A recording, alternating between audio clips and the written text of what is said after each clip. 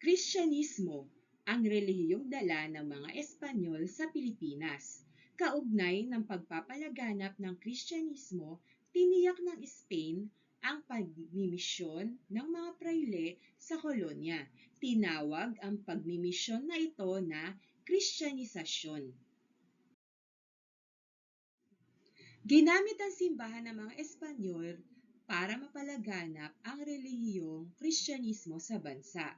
Ito rin ang ginamit nila para mapatupad ang kolonyalismo. Ginawa nila ito upang mapalitan ang dating paniniwala ng mga katutubo sa mga Diyos sa kalikasan o ang paniniwalang animismo. Ipinadala dito sa bansa ang mga prayle o misyonero para magturo sa relihiyon. Sila ang namamahala sa mga simbahang itinatag ng mga Espanyol. Maraming mga pagbabago sa mga paniniwala ang ipinatupad ng mga prayle. Kabilang dito ay ang pagsamba sa iisang Diyos, pamumuno ng mga pari sa gawaing pangrelihiyon tulad ng misa at binyag, mga ritual na ginagawa sa mga banal na pook at seremonyang isinasagawa sa mga santo. Ang sinumang hindi lumipat ay hindi mabinyagan at maparusahan ang mga lumaban. Nagkaroon ng konsepto ang mga katutubong Pilipino na ang kanilang paniniwala sa relihiyon at Kristyanismo ay mahalaga sa pagpapatibay ng ugnayan sa pamilya dahil sila ay nagsasama-sama sa pagdarasal.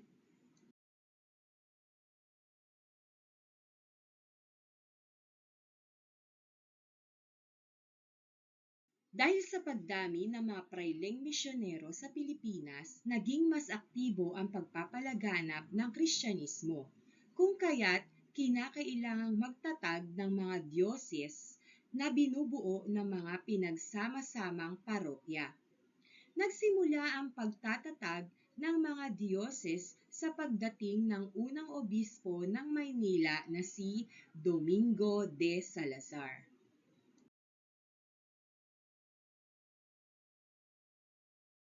Mga prayleng misyonero, 1565 Agustinian, 1577 Franciscan, 1581 Jesuit, 1587 Dominican, 1606 Recollect. Maraming ginawa ang mga prayle para maakit ang mga katutubo tulad ng pagbibinyag at pagbibigay ng biyaya. Nagtayo din sila ng malalaking krus sa mga lugar na kanilang napasok at nasakop.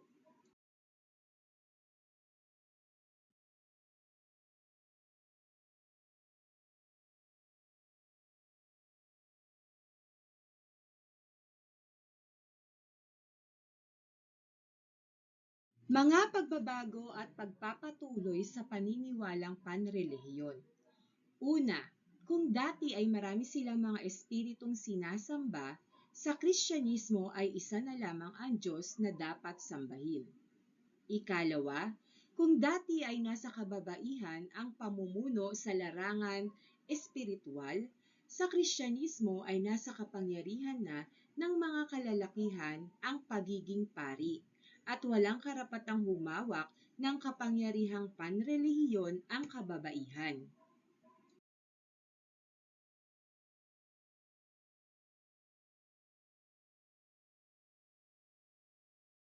Ikatlo, kung dati ay walang tiyak na lugar na sambahan ng mga espiritu, sa Kristyanismo ay mahalagang ang pagpapatayo ng simbahan bilang banal na espasyo ng pagsamba ng mga mananampalataya.